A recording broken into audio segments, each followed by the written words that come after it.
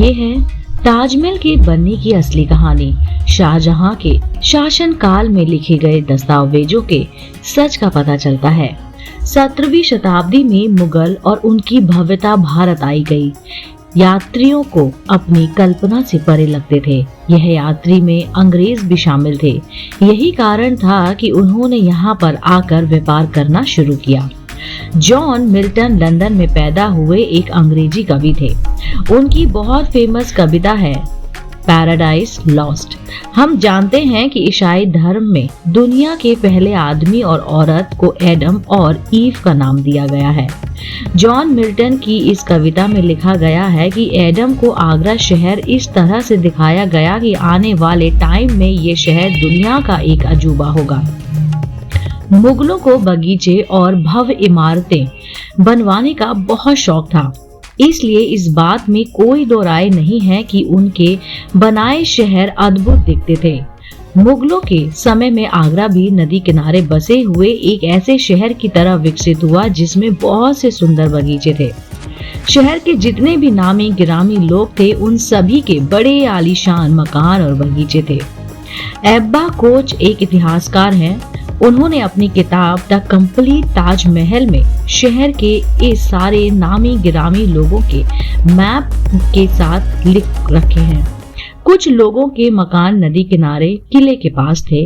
उनमें महाबत खान और असफ खान, मुकीब खान, दारा सुकोब और मान सिंह का नाम शामिल है। जब मुमताज महल ये दुनिया छोड़कर चली गईं, तब यह तय किया गया कि उन्हें अकबराबाद में दफनाया जाएगा। उस समय आगरा को अकबराबाद कहा जाता था। मकबरा बनने के लिए सही जगह की तलाश शुरू हुई। मुमताज के पति ने तय किया था कि वो अपनी पत्नी का मकबरा स्वर्ग जितना सुंदर बनाएंगे। भव्य और विशाल मकबरे का निर्माण किया जाना था। चूंकि मकबरे का स्ट्रक्चर बहुत भारी होना था, इसलिए आर्किटेक्ट्स ने तय किया कि स्ट्रक्चर को सहारा देने के लिए गहरे गड्ढों के ऊपर लकड़ी के मोटे मोटे तख्ते लगाए जाएंगे। तय ये भी किया गया कि मकबरा यमुना नदी के पास बनेगा। ये सबसे सही जगह लग रही थी। ये जमीन राजा मानसिंह के नाम थी, जो कि अकबर के सेना अध्यक्ष थे। चूंकि राजा मानसिंह और मुगलों के परिवारों में शादियां तय हुई थी, इसलिए उनके बीच संबंध अच्छे होने लाजमी थे। 1631 में जब मुमताज महल की मौत हुई, तब उस जमीन के हकदार थे राजा जय सिंह, जी हाँ, जो कि मान सिंह के पोते थे।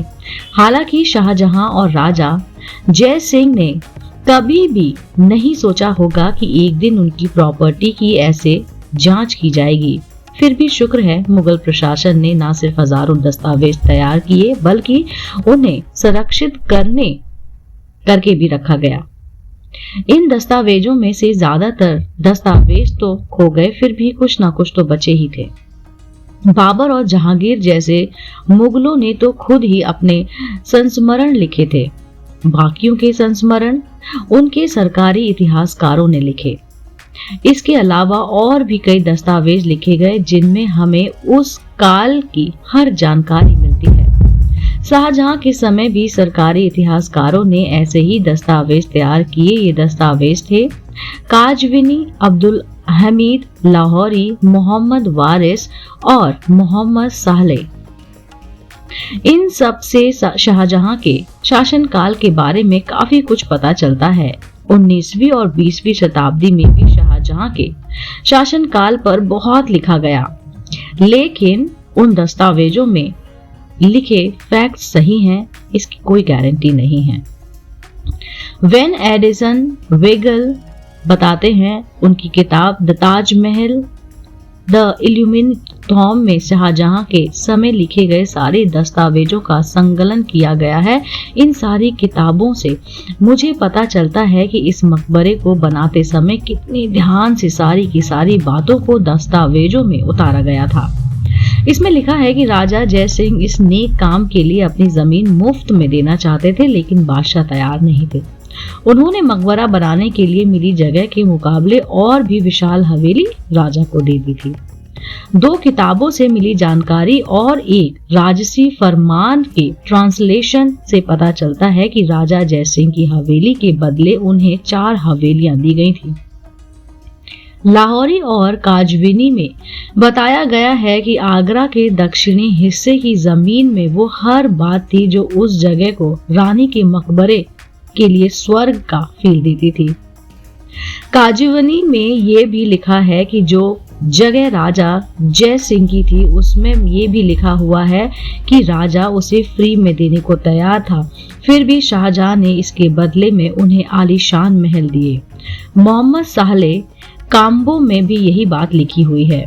जयपुर के सिटी पैलेस में इस फरमान की सर्टिफाइड कॉपी भी रखी हुई है। फरमान के मुताबिक 1631 में जब यह तय हुआ था कि उसी जगह मुमताज का मकबरा बनेगा, उसी समय राजा जयसिंह ने वो जगह उन्हें दे दी थी।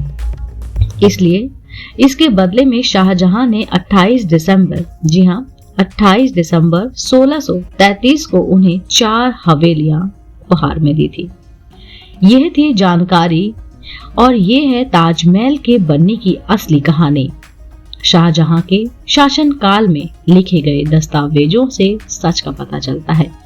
उम्मीद करती हूँ आपको ये जानकारी जरूर पसंद आई होगी। अगर आप ऐसे ही धार्मिक पौराणिक कहानी सुनना पसंद करते हैं तो आप मेरे चैनल आध्यात्मिक कहानियों को तुरंत से लाइक कीजिए, शेयर कीजिए और सब्सक्राइब कीजिए।